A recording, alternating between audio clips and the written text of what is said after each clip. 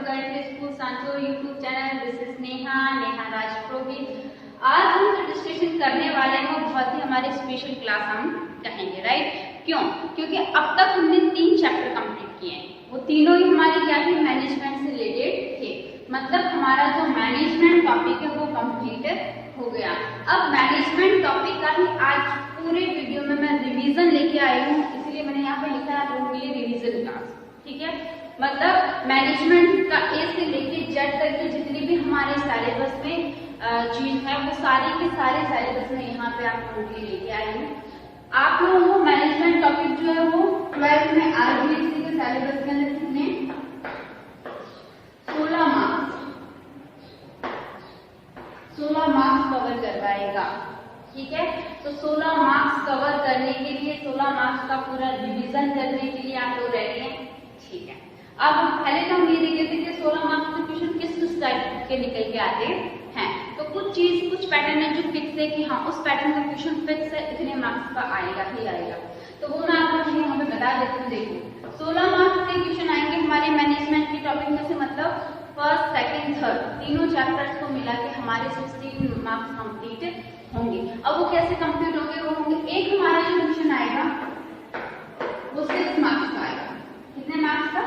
6 marks का। मतलब long term का या एक क्वेश्चन आएगा लॉन्ग टाइप का आपका 6 मार्क्स का, जो हमारे मैनेजमेंट के टॉपिक में से होगा। बाकी के जो 2 क्वेश्चन हमारे आएंगे वो आएंगे 4 और 4 मार्क्स के। मतलब एक 6 मार्क्स का क्वेश्चन और 2 क्वेश्चन आएंगे हमारे 4 मार्क्स से। किसमें से? मैनेजमेंट के टॉपिक में से। मैनेजमेंट का टॉपिक मतलब यहाँ से फर्स्ट पॉइंट से लेके जो 13वां पॉइंट है, इन पॉइंट्स में से हमारे एक क्वेश्चन आएगा 6 नंबर का जो हमारा लॉन्ग टाइप होगा, जिसे निम्नात्मक रूप से आप लोगों को अटेंड करना है, और 2 क्वेश्चन हमारे आएंगे 4 मार्क्स के। ठीक है, तो हमारे से 4 और 4 मतलब 14 मार्क्स हो गए। बाकी के जो 2 नंबर हैं या 2 मार्क्स हमारे जो रहे उनके आपके क्वेश्चन या तो एक क्वेश्चन आ सकता है 2 मार्क्स का, या आपके 2 क्वेश्चन आ सकते हैं 1 मार्क्स के। क्लियर? हमारे 16 नंबर का ये पैटर्न रहेगा, एक 6 नंबर का क्वेश्चन, 2 4 नंबर के क्वेश्चन। बाकी के जो 2 नंबर है वो या तो 1 नंबर का क्वेश्चन आ जाएगा या 1 करके 2 क्वेश्चन आएंगे 1 मार्क्स के। तो ये कंप्लीट है। ये हमारा सिंपल सा पैटर्न मैंने आप लोगों को बताया। अब हम पूरा रिवीजन करते हैं कि मैनेजमेंट में टोटल हम लोगों के क्या क्या टॉपिक्स है जो हमें कंप्लीट करने हैं, और हर टॉपिक पे आप लोगों का वीडियो बना हुआ है। आप लोग हर टॉपिक को वीडियो से कंप्लीट टोटली रूप से कर सकते हो। तो फर्स्ट स्टार्ट करते हैं मीनिंग। सबसे पहले मैनेजमेंट की मीनिंग आप लोगों को पता होनी चाहिए कि मीनिंग ऑफ मैनेजमेंट क्या है। ठीक है, मीनिंग मतलब अर्थ। ठीक है, तो अर्थ में आप लोगों को बकायदा कुछ कॉमन चीज जो मैंने आप लोगों के यहाँ पे लिखी है। एक हमारा हिंदी में मैनेजमेंट को हिंदी में प्रबंध कहते हैं, तो प्रबंध का मीनिंग, और एक इंग्लिश में मैनेजमेंट कहते हैं, तो मैनेजमेंट का मीनिंग। तो दोनों मैंने यहाँ पे लिखे। प्रबंध वर्ड जो होता है वो बंध शब्द के आगे एक प्र अक्षर लग जाता है। क्या लग जाता है? संस्कृत का प्र अक्षर लग जाता है, जिससे प्रबंध बन जाता है। और बंध मतलब जुड़ा और प्रबंध मतलब समूह जुड़ा। ठीक है, और इंग्लिश में अगर हम मैनेजमेंट वर्ड की बात करें तो वो 3 वर्ड से मिलकर बनता है, मैन, मैनेज और टी मतलब टैक्टफुली मतलब चातुर्यता या चातुर्यपूर्ण। इन तीनों को जब जोड़ते हैं तब हमें मैनेजमेंट वर्ड मिलता है। तो हमारा मीनिंग यहाँ पे क्या हो गया? कंप्लीट हो गया। अब सेकंड आप लोगों का टॉपिक आता है डेफिनेशन ऑफ मैनेजमेंट, कि प्रबंध की परिभाषा क्या है। तो हम सब जानते हैं कि अलग अलग एक्सपर्ट्स ने अपनी अलग अलग डेफिनेशन दिए, उन्होंने अलग अलग रिसर्च कॉन्सेप्ट्स थ्योरीज बनाई और डेफिनेशंस भी राइट की है। पर हमारे एग्जाम के बेस से हमें कम से कम 1 या 2 राइटर की डेफिनेशन क्लियर तरीके से याद होनी ही चाहिए, क्योंकि हम जब मीनिंग लिखते हैं उसके बाद डेफिनेशन, तो हमें डेफिनेशन जब भी लिखने की बात हो तो हमें एक राइटर की डेफिनेशन और एक आपको समरी की डेफिनेशन लिखनी होती है। तो राइटर की डेफिनेशन की अगर मैं बात करूं तो मैंने यहाँ पे लिखा है मेरी वॉकर फोलेट के अकॉर्डिंग। मेरी वॉकर फोलेट के अकॉर्डिंग प्रबंध क्या है? दूसरों से कार्य करवाने की कला ही प्रबंध कहलाती है। तो बहुत सिंपल सी स्वीट सी डेफिनेशन दी है जो आप लोगों को लर्न होनी चाहिए विद राइटर नेम। क्लियर? उसके अलावा हम प्रबंध की जो परिभाषा है वो एक प्रक्रिया के रूप में लिख सकते हैं। कारण के रूप में लिख सकते हैं, कला के रूप में लिख सकते हैं, विज्ञान के रूप में लिख सकते हैं, सार्वभौमिकता के रूप में लिख सकते हैं। तो हमें एक समरी की डेफिनेशन आनी चाहिए और एक हमें राइटर की डेफिनेशन क्लियर होनी चाहिए। समरी की डेफिनेशन की बात करूं तो सबसे बेस्ट डेफिनेशन रहती है प्रबंध के कार्यों से संबंधित, कि प्रबंध एक ऐसी प्रक्रिया है या प्रबंध एक ऐसे कार्यों का समूह है जिसमें ऑर्गेनाइजेशन में नियोजन, संगठन, नीतिका, निर्देशन और नियंत्रण करते हुए पूरे संगठन के निर्धारित उद्देश्यों को प्राप्त किया जाता है और समन्वय को स्थापित किया जाता है। तो ये मैनेजमेंट की क्या हो गई, डेफिनेशन हो गई। तो हमारा डेफिनेशन का टॉपिक कंप्लीट हो गया। अब मीनिंग और डेफिनेशन की जब मैं बात करूं तो आपके 1 नंबर के क्वेश्चन में आ सकता है कि प्रबंध क्या है या फिर प्रबंध को परिभाषित कीजिए। तो मैनेजमेंट मीनिंग और डेफिनेशन में से हमारा 1 मार्क्स का या 2 मार्क्स के क्वेश्चन निकल सकते हैं। क्लियर। अब थर्ड बात करती हूँ मैं कैरेक्टरिस्टिक्स, मतलब विशेषताएं, कि कैरेक्टरिस्टिक्स ऑफ मैनेजमेंट, मैनेजमेंट की क्या क्या विशेषताएं है। तो विशेषताओं में हम लोगों ने पढ़ा है कि प्रबंध एक मानवीय क्रिया है, प्रबंध एक सृजनात्मक क्रिया है, प्रबंध एक चुनौतीपूर्ण क्रिया है, प्रबंध सार्वभौमिक क्रिया है, प्रबंध एक अदृश्य शक्ति है, राइट। तो प्रबंध एक उद्देश्य रहे, मतलब बहुत सारे उद्देश्यों केंद्रित प्रक्रिया है। तो ये सारी प्रबंध की क्या है, विशेषताएं हैं। ये विशेषताएं हमें पता होनी चाहिए, कम से कम आपको 5 से 6 विशेषताएं पता होनी चाहिए। अगर हमारा 2 मार्क्स का क्वेश्चन आता है तो आप लोगों को 5 से 6 विशेषताएं लिखनी है आराम से। और अगर आपके ऐसा भी क्वेश्चन का पैटर्न आ सकता है कि एक इंडिविजुअल विशेषता के बारे में आपको पूछा जा सकता है, और जो पूछा जाता है एग्जाम में, इसमें सबसे इंपॉर्टेंट 2 विशेषताएं बनती है। पहली हमारी ये बनती है कि प्रबंध एक सतत प्रक्रिया है। कैसे? सतत मतलब कंटिन्यू चलने वाली। और सेकंड इंपॉर्टेंट बनता है कि प्रबंध एक अदृश्य शक्ति है। कैसे? मतलब एक अदृश्य शक्ति है जिसे हम देख नहीं सकते, छू नहीं सकते, लेकिन उसके रिजल्ट्स को हम महसूस कर सकते हैं। क्लियर। तो ये हमारा कैरेक्टरिस्टिक्स का क्वेश्चन कंप्लीट हो गया, टॉपिक कंप्लीट हो गया। इन सभी के बारे में विद एक्सप्लेनेशन हम लोग डिस्कशन कर चुके हैं। अभी तक हमारी रिवीजन क्लास चल रही है और आप लोगों को अच्छे से 1 बाय 1 सारे टॉपिक्स फिर से एक बार वीडियो से, ऑडियो से, जिससे भी आप चाहें आपको रिवीजन करना है। ठीक है। नेक्स्ट है ऑब्जेक्टिव, कि मैनेजमेंट के ऑब्जेक्टिव क्या क्या है। ऑब्जेक्टिव मतलब उद्देश्य क्या क्या है। तो हमारे बुक में हम लोगों ने लिखा था कि प्रबंध के उद्देश्य को कितने भागों में बांटा है, 4 भागों में बांटा है। पहला है हमारा प्राथमिक, दूसरा सहायक, तीसरा सामाजिक और चौथा व्यक्तिगत। मतलब ये 4 उद्देश्य प्रबंध के मुख्य उद्देश्य माने जाते हैं और इनके बारे में आगे हमें और डिफाइन करना होता है कि हमारे प्रबंध के प्राथमिक उद्देश्य कौन कौन से हैं। तो प्रबंध के प्राथमिक उद्देश्यों में 4 उद्देश्य शामिल किए जाते हैं। पहला हमारा कि कम से कम लागत पे उत्पादन करना। सेकेंड हमारा कि उचित कीमत निर्धारित करना। थर्ड, जिन कर्मचारियों ने कार्य किए उनको उचित पारिश्रमिक देना। और चौथा हमारा लास्ट है कि संस्था या संगठन जो है वो प्रॉफिट को अर्न करे। तो ये हमारे क्या है, प्राथमिक उद्देश्य। सहायक उद्देश्यों की बात करें तो जो प्राथमिक उद्देश्यों को प्राप्त करने में मदद करते हैं वो सारे हमारे सहायक उद्देश्य कहलाते हैं। गुणवत्ता का सुधार करना, उपयोगिता का सृजन करना, रूप उपयोगिता, स्थान उपयोगिता, समय उपयोगिता, अधिकार हस्तांतरण उपयोगिता। तो ये सब। थर्ड लिखा है मैंने सामाजिक। सामाजिक उद्देश्यों में हमें पता है कि हमारा संगठन जो है समाज में स्थित है, समाज के लोगों से रॉ मटेरियल लेता है, समाज में ही रह के बनाता है और समाज को ही वापस देता है। तो सामाजिक उत्तरदायित्व जो होते हैं उसके CSR जिसे हम कहते हैं वो भी कंप्लीट करने बहुत जरूरी होते हैं। तो वो भी ऑब्जेक्टिव रखे जाते हैं हमारे मैनेजमेंट के, जिससे हमारा समाज भी संतुष्ट रहे, क्योंकि हमारा संगठन समाज में ही स्थित है। आगे है व्यक्तिगत उद्देश्य। व्यक्तिगत मतलब एक संगठन में जितने भी व्यक्तिगत पक्ष है, चाहे प्रबंधक के रूप में हो, उद्यमी के रूप में हो, ग्राहक के रूप में हो, आपूर्तिकर्ता के रूप में हो, निवेशक के रूप में हो, मानव संसाधन यानी कर्मचारियों के रूप में हो, हर की अपनी अपनी अलग अलग पॉइंट्स है, अपनी अलग अलग उद्देश्य को लेके वो उस संगठन में आते हैं। तो उनके उद्देश्यों का भी टारगेट, उनके उद्देश्यों को भी पूर्ति करने, उनको भी संतुष्ट करने पर ध्यान देना चाहिए। तो ये भी ऑब्जेक्टिव रखे जाते हैं। तो ये है हमारा ऑब्जेक्टिव्स ऑफ मैनेजमेंट। कितने टाइप्स के? 4 टाइप के, प्राथमिक, सहायक, सामाजिक और व्यक्तिगत। नेक्स्ट बात आती है हमारी इम्पोर्टेंस ऑफ मैनेजमेंट। अब देखिए मैनेजमेंट की इम्पोर्टेंस यानी महत्व की जब बात आती है और इसका क्वेश्चन बनता भी है कि आपका 4 मार्क्स में क्वेश्चन निकल जाता है कि प्रबंध के महत्व को स्पष्ट कीजिए, जिसमें आप लोगों के 8 पॉइंट्स डिफाइन किए गए हैं। प्रतिस्पर्धा का सामना करना, नव परिवर्तन में सहायक, आर्थिक विकास में सहायक, प्रतिस्पर्धा में हमारे व्यवसाय को टिके रहने में सहायक, अस्तित्व संरक्षण और वृद्धि में सहायक, आर्थिक स्थिरता में सहायक, अभिप्रेरणा में सहायक। तो ये सब क्या है, हमारे मैनेजमेंट का ही महत्व है। और मैनेजमेंट के महत्व की इम्पोर्टेंस में जब हम बात करते हैं तो ये बहुत वाइड है, क्योंकि प्रबंध बहुत व्यापक है, तो उसका महत्व भी उतना ही व्यापक है। चाहे हर क्षेत्र में, आर्थिक हो, गैर आर्थिक हो, छोटा हो, बड़ा हो, हर क्षेत्र में मैनेजमेंट यूज किया जाता है। तो मैनेजमेंट की इम्पोर्टेंस के पॉइंट्स आप लोगों को अच्छे से पता होने चाहिए।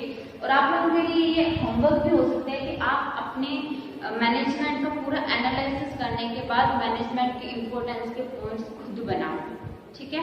तो जब आप खुद बनाओगे तो आप इजीली, मतलब 10 पॉइंट्स आपके इजीली आप लोग बना पाओगे मैनेजमेंट के, अगर आपने मैनेजमेंट का टॉपिक अच्छे से क्लियर किया है तो। क्लियर? आगे है नेचर ऑफ मैनेजमेंट, यानी प्रबंध की प्रकृति। अब प्रबंध की प्रकृति की जब बात करें तो हमने फर्स्ट चैप्टर में देखा था, प्रबंध की जो प्रकृति है उसको हमने 4 या 5 भागों में डिवाइडेड किया था कि प्रबंध बहुविधा के रूप में, प्रबंध कला के रूप में, प्रबंध विज्ञान के रूप में, प्रबंध पेशे के रूप में, प्रबंध सार्वभौमिकता के रूप में। इन पांचों ही नेचर में से पर्टिकुलर एक नेचर का आपको एक्सप्लेनेशन पूछा जाता है आपके एग्जाम के अंदर, ठीक है। और उसमें भी इम्पोर्टेंट हमारा रहता है कि विज्ञान, सार्वभौमिकता, ये 2 बहुत इम्पोर्टेंट नेचर रहते हैं। क्यों? क्योंकि इन दोनों के ही पक्ष और विपक्ष दोनों ही हमें बताने पड़ते हैं, ठीक है। तो मैंने नेचर में आप लोगों के लिए दिखाया कि प्रबंध कला के रूप में कैसे है। आप लोगों को हमने रिजल्ट डिस्कशन किया था कि प्रबंध पूर्णतः क्या है, कला है। प्रबंध विज्ञान के रूप में, प्रबंध कैसा विज्ञान है, प्रबंध एक अयथार्थवाद विज्ञान है, मतलब प्रबंध पूर्णतः विज्ञान नहीं है, शुद्ध विज्ञान नहीं है, ये अयथार्थ विज्ञान है। क्यों है? क्योंकि विज्ञान के जो सिद्धांत होते हैं वो स्थायी होते हैं, लेकिन मैनेजमेंट के जो सिद्धांत होते हैं वो परिवर्तनशील होते हैं। क्लियर? आगे हमने देखा है प्रबंध पेशे के रूप में, तो प्रबंध प्रोफेशन के रूप में अब तक व्यवस्थित नहीं हुआ है, लेकिन फ्यूचर में प्रबंध पेशे के रूप में शामिल पूर्णतः होने के पूरे चांस है। तो लास्ट में जब भी आप इनके नेचर को डिफाइन करो, आपको लास्ट में इसकी समरी में नोट आउट करवाना है कि एटलीस्ट रिजल्ट क्या निकाला आपने। प्रबंध पूर्णतः कला है, प्रबंध यथार्थ विज्ञान है, भविष्य में पेशे बनने के पूरे संभवतः चांस है, और सार्वभौमिकता मतलब यूनिवर्सल। तो यस, हमारा मैनेजमेंट क्या है, यूनिवर्सल है, बट मैनेजमेंट के जो प्रिंसिपल्स हैं वो यूनिवर्सल नहीं है, वो अकॉर्डिंग टू सिचुएशंस चेंज होते रहते हैं। और फिक्स क्या क्या है इसमें, नियोजन और नियंत्रण जो है वो सार्वभौमिकता फिक्स है, ठीक है। उसके अलावा डायरेक्टिंग, कंट्रोलिंग, हमारे मोटिवेशन, लीडरशिप, ये सब according to situation, according to term conditions, natures change होते रहते हैं, ठीक है। तो हमारे हमने 4 नेचर मैंने मुख्य रूप से लिखे हैं आप लोगों के, प्रबंध कला, विज्ञान, पेशा और सार्वभौमिक। आपको इंडिविजुअली एक प्रकृति के बारे में पूछा जा सकता है, जिसको पूरा एक्सप्लेन करना है। आप लोगों को एक्सप्लेन करने का तरीका मैंने पहले भी बताया, जैसे कला के बारे में पूछा तो कला क्या होती है, फिर कला और प्रबंध का क्या संबंध है, इसके पक्ष में क्या हमारे पॉइंट है, विपक्ष में क्या पॉइंट है, और फिर दोनों का कंपैरिजन करके रिजल्ट क्या निकला। ये पूरे 5 पॉइंट आप डिफाइन करोगे, तब आपका परफेक्ट रूप से क्वेश्चन कंप्लीट होगा, राइट। हमें एक भी पॉइंट ऐसा नहीं रखना है जिससे हमारे मार्क्स कटने के चांस हो, तो हमें एकदम परफेक्ट रूप से एक्सप्लेन करना है। नेक्स्ट हमारा नेचर के बाद हमारा आता है स्कोप, यानी प्रबंध का क्षेत्र। स्कोप हमने ये तो देख लिया कि प्रबंध का क्षेत्र बहुत बड़ा होता है, ठीक है, लेकिन उसको भी हमने 3 भागों में डिवाइड किया था। व्यवसायिक क्रियात्मक क्षेत्र, गैर व्यावसायिक क्रियात्मक क्षेत्र और नवीन क्रियात्मक क्षेत्र। तो व्यावसायिक क्रियात्मक क्षेत्र में हम लोगों ने देखा था व्यवसाय के अंदर जितने भी क्षेत्र होते हैं वो सारे हमारे व्यावसायिक क्रियात्मक क्षेत्र हैं। ये मैंने लिखा है क्रियात्मक व्यावसायिक क्षेत्र, ठीक है। और ये है हमारा गैर व्यावसायिक।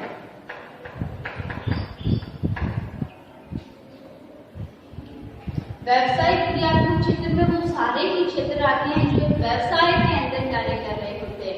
मतलब व्यवसाय के वे सारे विभाग जो एक व्यवसाय में मैनेजमेंट को अपनाते हैं, जिसमें हमने देखा था प्रोडक्शन में मैनेजमेंट के प्रबंध विभाग हम कह सकते हैं, वित्त का हो, लागत का हो, लेखांकन का हो, आयात निर्यात का हो, विपणन का हो, विक्रय का हो, मतलब हर जगह पे व्यवसाय के एवरेज स्टेट पे मैनेजमेंट यूज दिया जाता है, प्रबंध वहां पे व्याप्त होता है। हमने ये लिखा है कि व्यवसायिक क्रियात्मक क्षेत्र यानी व्यवसाय के अंदर जितनी भी क्रियाएं की जाती है वो सारी ही मैनेजमेंट के द्वारा संपन्न होती है। तो व्यवसायिक क्रियात्मक क्षेत्र में वो सारे विभाग आएंगे जिनके अंदर मैनेजमेंट चलता है।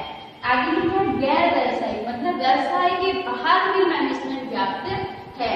इसमें हम वातावरण प्रबंध कहते हैं, जनोपयोगी सेवाओं का प्रबंध कहते हैं, शिक्षा का प्रबंध कहते हैं, न्याय का प्रबंध कहते हैं, प्रतिरक्षा क्षेत्र में प्रबंध कहते हैं, तकनीकी क्षेत्र में प्रबंध, मतलब व्यवसाय के अंदर के सारे क्षेत्र में मैनेजमेंट है।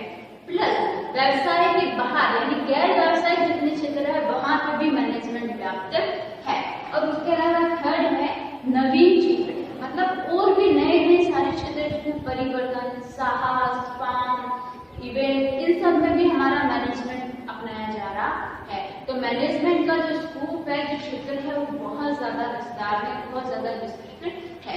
हर department, every department, every level, every organization, every environment needs the management। सबको मैनेजमेंट की जरूरत है, हमें मैनेजमेंट की जरूरत है, इंस्टीट्यूट को मैनेजमेंट की जरूरत है, बिजनेस को मैनेजमेंट की जरूरत है, मंदी में मैनेजमेंट की जरूरत है, धार्मिक, आर्थिक, सामाजिक, छोटा बड़ा कोई भी बिजनेस, कोई भी क्षेत्र हो, हर जगह पे मैनेजमेंट व्याप्त रहता है। तो मैनेजमेंट का स्कोप यही है कि आपका मैनेजमेंट का क्षेत्र कितना व्याप्त है।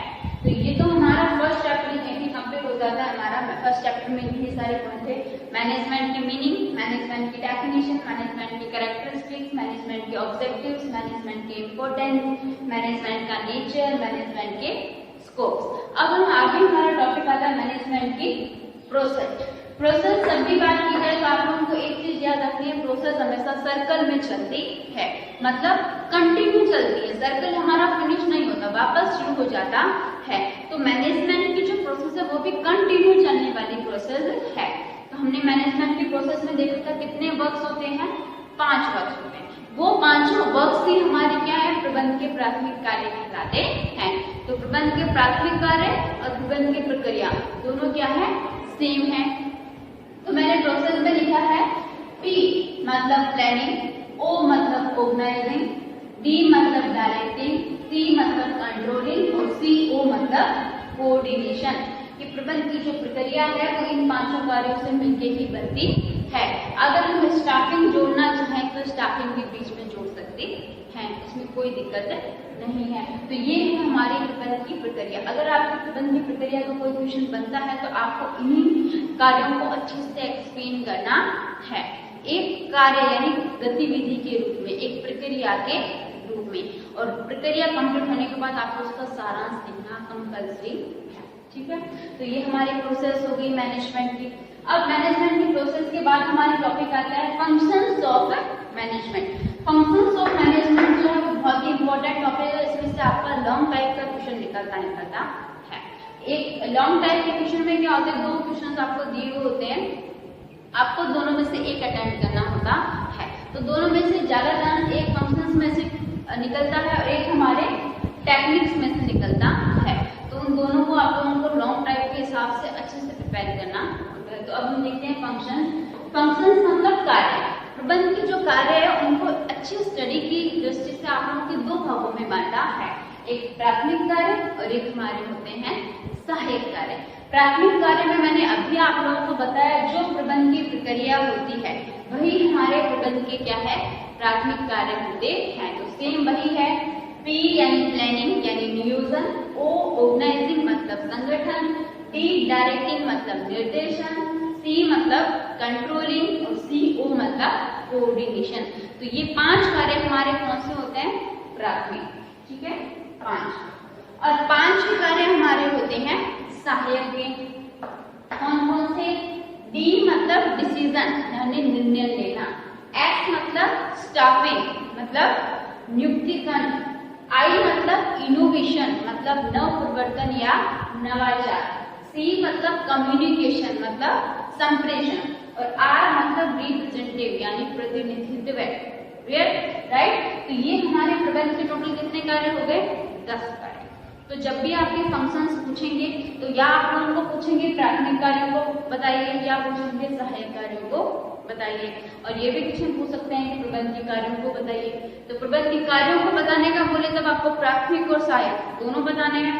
अगर इंडिविजुअली आपको प्राथमिक का पूछे तो प्राथमिक के 5 कार्य बताने, और अगर सहायक का पूछे तो सहायक के 5 कार्य बताने हैं। टोटल प्रबंध के कार्य कितने हो गए? 10। Planning, organizing, directing, controlling, coordination, decision, staffing, innovation, communication and representing. Right? अब हमारा टॉपिक आता है रोल्स का। रोल्स मतलब भूमिकाएं कि प्रबंधकीय भूमिकाएं कौन कौन सी होती है, एक मैनेजर क्या क्या भूमिका निभाता है एक ऑर्गेनाइजेशन के अंदर। तो भूमिकाओं को भी आप लोगों के 3 भागों में बांटा है।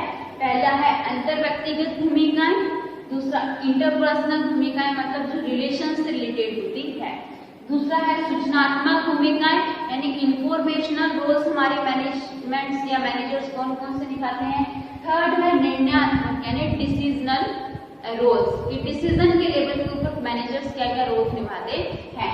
अब इन तीनों की भूमिकाओं के अंदर आपके फिर से सब पॉइंट्स बताए गए हैं। तो अंतर व्यक्तिगत में आप लोगों को याद रखना है 3 है, 3 भूमिकाएं, सूचनात्मकता में 3 है और हमारे निर्णयात्मक में 4 है। अब है कौन कौन सी?